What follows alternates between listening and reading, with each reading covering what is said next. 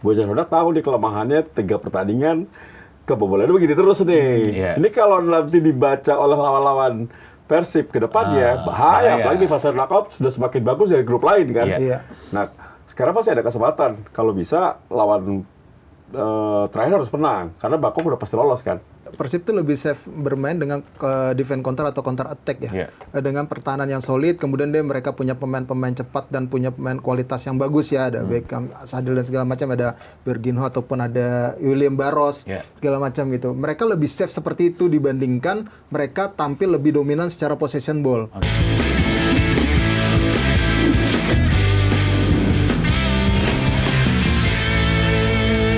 Pertandingan yang baru berlangsung tadi malam, jadi ini tappingnya adalah di hari Kamis ya. Pertandingan Persib Bandung di ACL II menghadapi tuan rumah Lion City Sailor dan berkesudahan dengan skor 3-2 untuk kemenangan Lion City Sailor. Menurut kalian apa yang menjadi faktor Persib menelan kekalahan? Padahal awal babak kedua sempat unggul 2-1, Mas Tio. Yang siaran dulu ya. Iya, siaran dulu. Mainnya butut Persib. Serius. Jadi gimana ya? Terutama lini belakang. Nggak ada Barba tuh berasa. Seperti nggak ada jenderal lapangan belakang, lini belakang. Patrick Cardi ketinggalan berapa kali, Julius Caesar juga ketinggalan berapa kali. Lini belakang kemarin jadi masalah besar. Dan selalu awal-awal pertandingan jadi masalah Persib. Asa dan siap gitu. Dan siap baru dak, euy. Selalu begitu. Lawan Selangor juga gitu ya. Sama. Lawan kemarin tim lihat ketiga. Golnya bagus. Jadi kalau dari susunan pemain nggak ada masalah sebenarnya kalau kita lihat. Tidak ada yang aneh gitu. Hanya tidak ada Malis, tidak ada Barba. Tapi kan biasanya ini pemain yang sudah dirotasi. Tapi kemarin penampilan Persib kemarin seperti mereka dalam terbuai. Habis menang lawan Bali juga. Kayak di atas angin nih. Jadi Persib harus membumi dulu nih. Dikasih kalah dulu gitu. Tapi kan masih ada peluang. Nah, kemarin sempat mikir mau bangkit nih. Wah, remontada selalu gitu kan. Nah, sekarang diingetin sama Allah nih. Membumi dulu. Nah, tapi kelihatan emang sih capek kayaknya ya. Kayaknya sih ada faktor lelah juga. Terus lini tengah juga nggak bisa kreatif seperti biasanya. Jadi memang mencoba untuk bangkit unggul 2-1 tapi lawan pintar. Lawan pakai cara Persib. Iya benar, counter ya. Dia counter. Counter Anderson Lopez larinya kenceng banget. Gila. Udah badannya gede, langkahnya panjang, larinya kenceng. Emang luar biasa ya. Tapi nggak apa-apa lah, masih ada peluang sih. Tapi ini jadi pembelajaran bagus juga. Boleh dikasih kalah sekali biar introspeksi. Persib makin gacor. Nah ini sebenarnya sempat dibahas juga minggu lalu ya ketika memang lawan Selangor itu Persib sempat tertinggal 2 gol bahkan. Tapi bisa mengejar kan. Tapi kan nggak seterusnya akan selalu seperti itu gitu loh. Ada momen di mana udah ketinggalan tapi susah ngejarnya. Dan ini mungkin terjadi. Walaupun sempat unggul di awal babak kedua tadi 2-1 tapi kemudian Lion City berhasil comeback ya. Mas Tio menyoroti soal pertahanan. Menurut lu gimana, Is? Sama sih, memang yang pertama adalah kelemahan Persib semalam itu terlihat jelas ketika transisi dari menyerang ke bertahan. Pertahanan mereka memang tinggi banget dan seperti kurang siap dua bek Julius Caesar dan juga Patricio Matricardi untuk menghadapi serangan balik cepat yang dilakukan oleh Lion City Sailor. Nah itu terjadi dalam 3 gol ini prosesnya gitu, dan ini menjadi masalah yang akhirnya membuat Coach Bojan Hodak juga geram ya. Yang kita tahu bahwa dalam setelah pertandingan juga dia sampai bahkan ngomong ya ada beberapa pemain yang sudah mungkin tidak layak ada di level ini, ya mungkin akan ada perubahan, ada perombakan yang akan dilakukan sama Coach Bojan Hodak. Makanya kalau gue ngeliat kemarin bukan hanya pertahanan sebenarnya, beberapa kali juga lini depan mereka seperti telat. Ada beberapa peluang dari Haye, kemudian dari siapa lagi ya, dari Sadil itu telat disambar sama striker-striker yang ada di kotak penalti. Ini kan juga bagian dari bagaimana kejelian penempatan posisi dari striker itu. Nah, itu juga disoroti sama Bojan Hodak setelah pertandingan. Soal ketajaman, walaupun kita bisa cetak 2 gol, tapi banyak peluang juga yang nggak bisa dimanfaatin sama timnya. Nah, ini kan menjadi masalah. Lini tengah lo udah oke untuk ngasih supply, tapi lini depan yang nggak bisa eksekusi dengan baik ya percuma gitu. Jadi memang ada 2 hal itu yang disoroti. Ya kita lihat aja nanti siapa yang akan tercoret, udah ada gambaran pasti. Oke, tahan dulu siapa yang tercoretnya ya. Ini akan menarik untuk kita bahas nanti. Tapi apa yang membuat lini pertahanan Persib gampang banget kena long ball? Nah, ini 2 kali ya. 2 kali ya.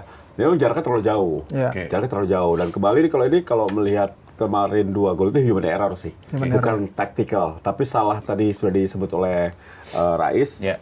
Patrick Cardi sama Julius Caesar itu nggak bisa kontrol di belakang. Dan ini kejadiannya hampir sama waktu lawan Selangor juga ya? Betul. Ini harusnya bisa diantisipasi ya. Nah, kalau tadi melihat selain lini belakang jelek, memang lini tengahnya nggak bisa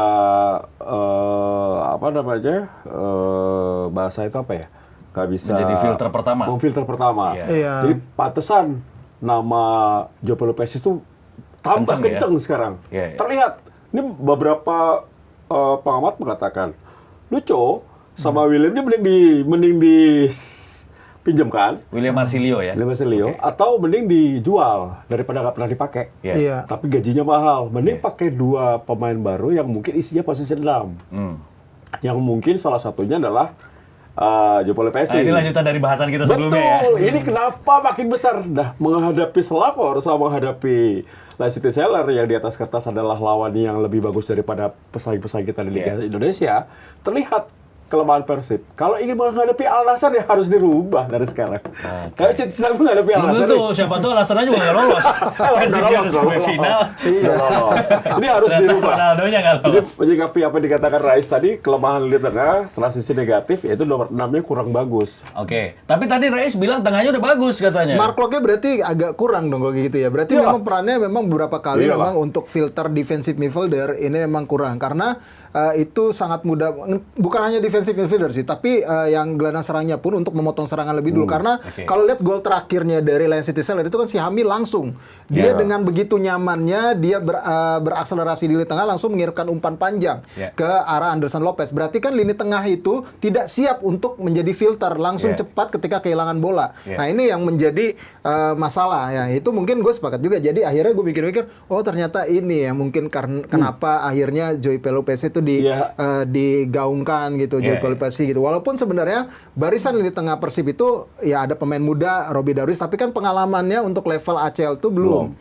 Walaupun dia punya pengalaman di level internasional bersama timnas kelompok umur. Kemudian ada Mark Locke gitu, terus ada Adam Alis yang sebenarnya bisa ditempatkan di situ, tapi dalam beberapa game Adam Alis justru menjadi gelandang serang yang kadang menjadi pemecah kebuntuan. Nah ini makanya oh ya udah berarti memang benar Joe Pelopessi adalah nama yang mungkin sekarang ada di daftar teratas. Kalau misalkan tidak dapat nama gelandang bertahan lain yang mungkin bisa digapai sama Persib dari sisi pemain lokal. Oke. Insya Allah Januari datang. Wih, dapat bocoran kayaknya ini. Ini infonya info underground. Sebelum geser ke tengah ya, ini pada ngebet banget bahas Joe Pelopessi kayaknya. Ini gue masih penasaran juga sama lini pertahanan di mana ada Patrick Cardi dan juga Julio Cesar.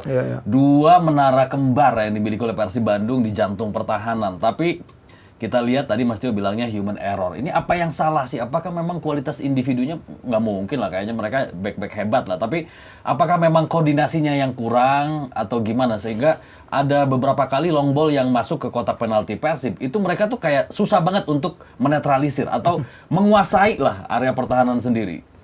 Kalau Maldini pernah salah. Manusia tempatnya hilaf dan salah ya. Pasti.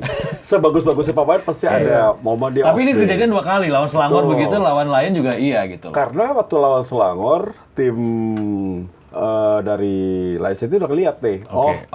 Dipelajari. Seperti ini. Pasti sudah dipelajari.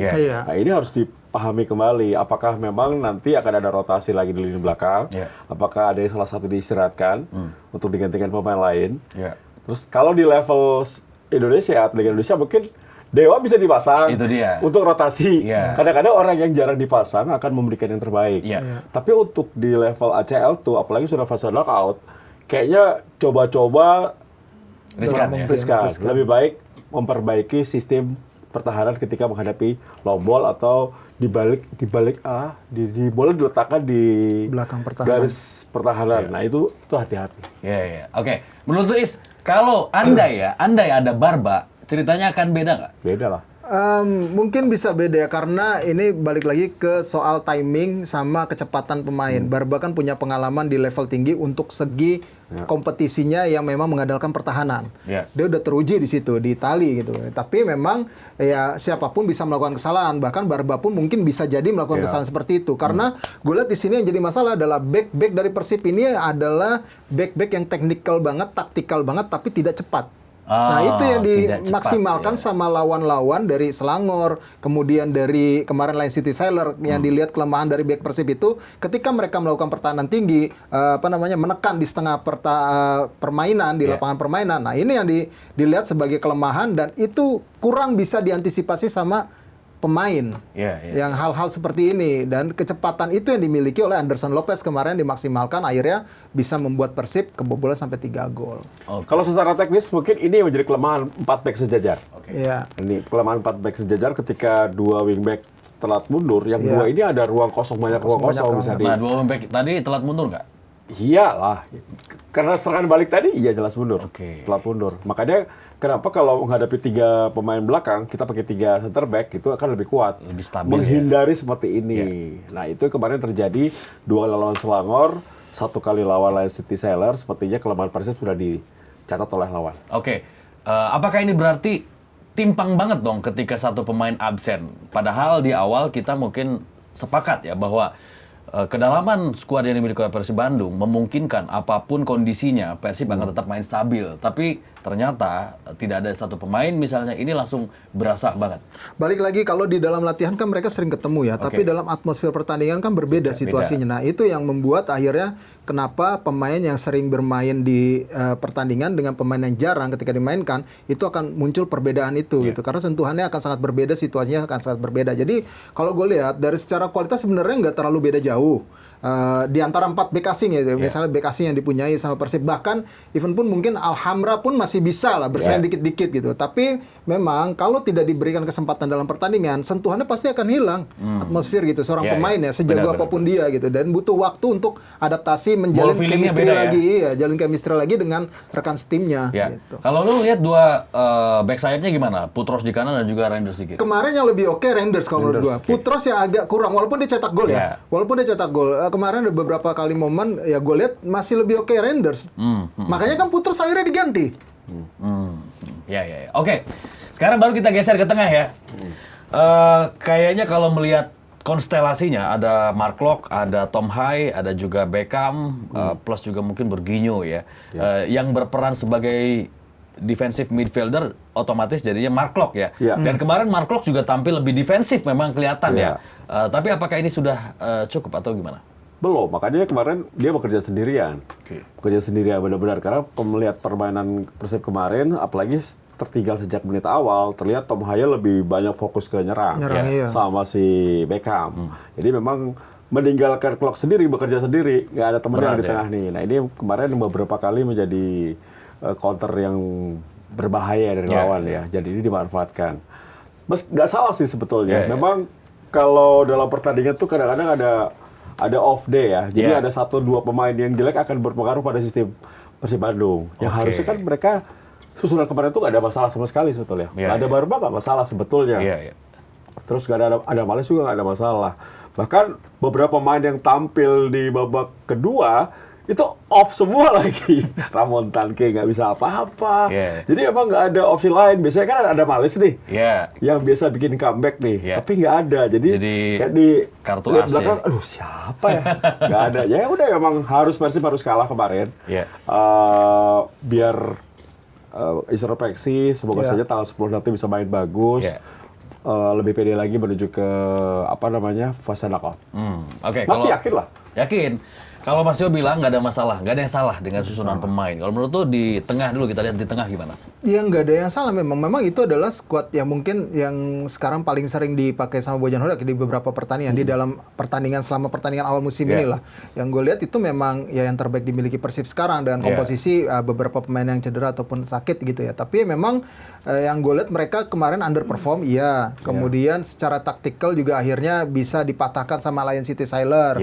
Dan yang menjadi masalah adalah para pemain pengganti juga tidak bisa membuat perubahan yang signifikan. Tidak seperti di pertandingan-pertandingan sebelumnya ketika misalkan Adam Ali sama Beckham menjadi pemain pengganti langsung berubah tuh permainan. Nah, kemarin siapa jadi masukin Sadil, kemudian Lucu sama Ramon. Ternyata tidak bisa memberikan perubahan yang signifikan. Terutama Ramon emang lagi apes, benar-benar apes.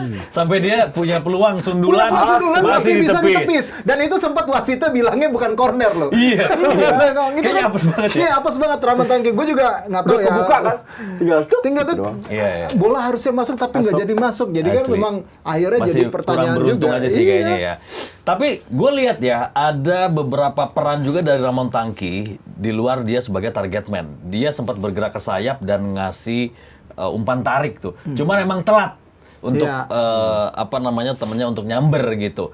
Menurut gue ini satu kredit sih, dan menurut gue permainan Ramon tuh udah mulai berkembang gitu loh. Karena nggak harus juga dia menjadi target man. Dia bisa mencari peran lain di satu pertandingan untuk menyumbang assist misalnya. Tapi menurut kalian itu belum cukup bagus ya, karena tetap seorang striker ukurannya adalah gol. Gol, iya, memang betul. Gol. Dan dia at least dia bisa assist lah. Assist yang bisa bikin Persib menang gitu. Itu pun gak dapat. Tapi gue udah lihat dia cukup push terus. Dia mencoba untuk mendapatkan pemain terbaik karena dia sudah tahu pasti. Kalau gue sampai Desember ini nggak ngapa-ngapain, nggak bisa cetak gol lah. Gue bahaya posisinya. Nggak bisa terlibat dalam gol tuh akan sangat dipertanyakan seorang striker. Jadi memang ya bisa jadi dia akan terancam di putaran kedua nanti. Pagunya tuh kemarin, kalau dia heading-nya masuk, dia pasti akan naik. PD-nya juga. Benar, PD-nya akan naik dan mungkin keran golnya akan terus terbuka ya kalau udah pecah telur ya. Oke. Kemarin ada proses gol dari Lion City Sailor, golnya Syawal ya, yang ada indikasi pelanggaran.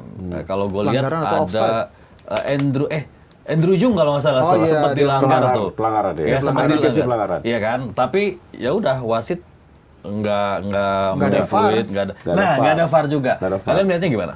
Nah itu kembali ya, sepak bola itu kan selalu sebelum ada VAR kan selalu ada hal yang menjadi satu polemik.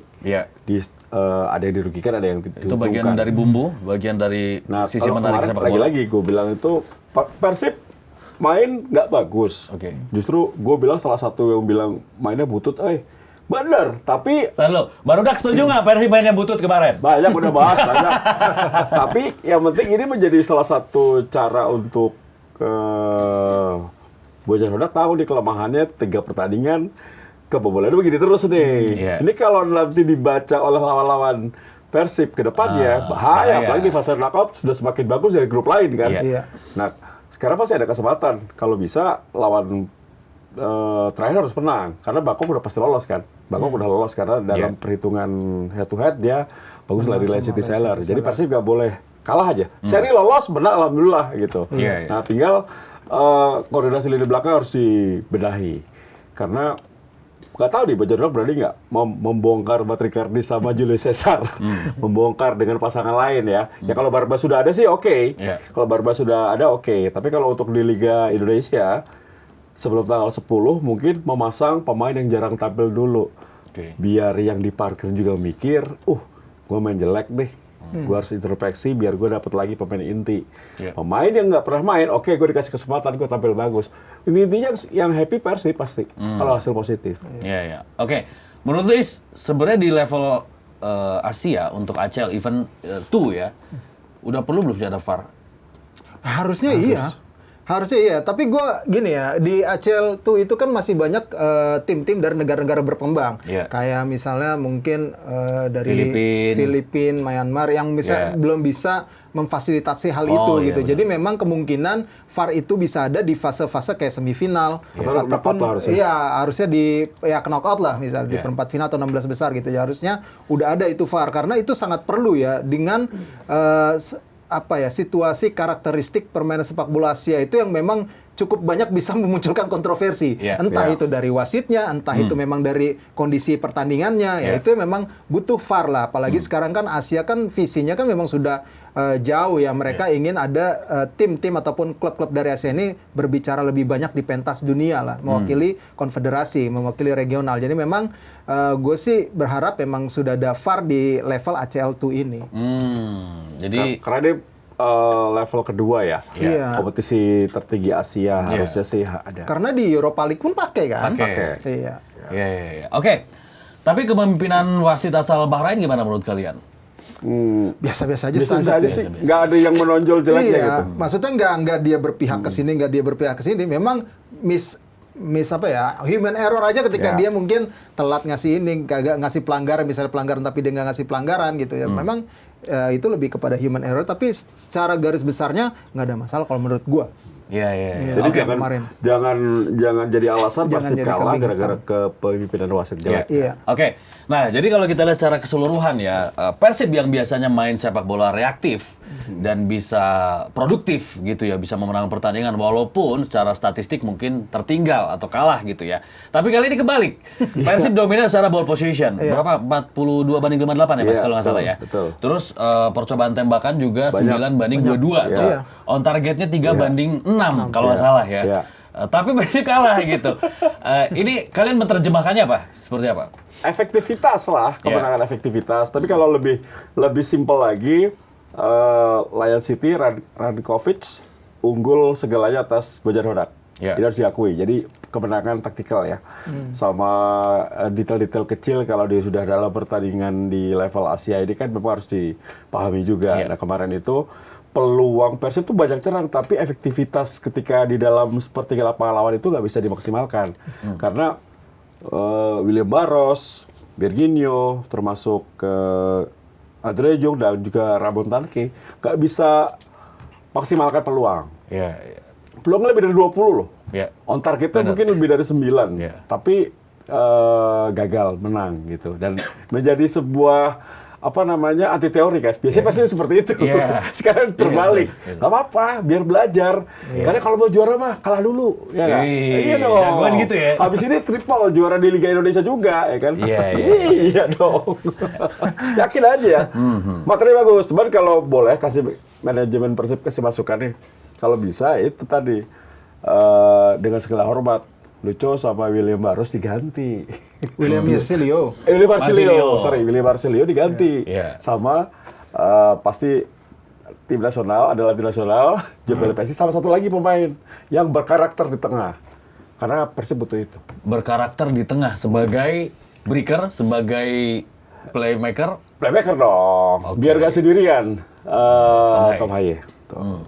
Oke. Kalau menurut Luis, apakah karena keasikan nyerang merasa unggul dengan peluang lebih banyak akhirnya lengah dan kena counter kebobolan? Gue sih kenapa ya? Kok ngeliatnya Persib tuh lebih safe bermain dengan defense counter atau counter attack ya? Dengan pertahanan yang solid, kemudian mereka punya pemain-pemain cepat dan punya pemain kualitas yang bagus ya. Ada Beckham, Sadil dan segala macam, ada Birginho ataupun ada William Barros, segala macam gitu. Mereka lebih safe seperti itu dibandingkan mereka tampil lebih dominan secara possession ball. Karakteristiknya gue ngeliat dari awal musim mereka lebih aman bermain seperti itu. Jatuhnya jadi kayak timnas ya? Iya, kalau iya juga ya. Kalau misalkan mereka bermain possession ball akan lebih riskan dan beresiko tinggi ngelihat materi pemain saat ini, dan itu sudah terbukti berapa kali. Terakhir di kompetisi Super League kan lawan Dewa United mereka kan tertekan.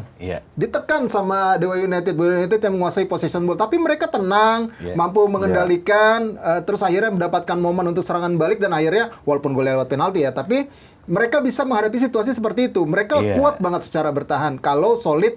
Terus dari awal ya, mereka merapikan pertahanan itu. Tapi kalau nyerang dari awal, mencoba dominan possession ball, kadang-kadang jadi malapetaka malah. Ketika menghadapi serangan baliknya yang kadang nggak siap, dan itu menjadi malapetaka bagi Persib. Jadi agak lebih safe kayaknya sekarang gue ngeliatnya. Ya walaupun ini balik lagi ya ke situasi pertandingan ya. Dia itu bermain defense counter, main counter attack yang cepat gitu. Oke lah, dominan sekali untuk mendelay apa segala macam. Tapi karakternya tuh lebih karakter ya counter attack, gue ngeliat ya Persib itu.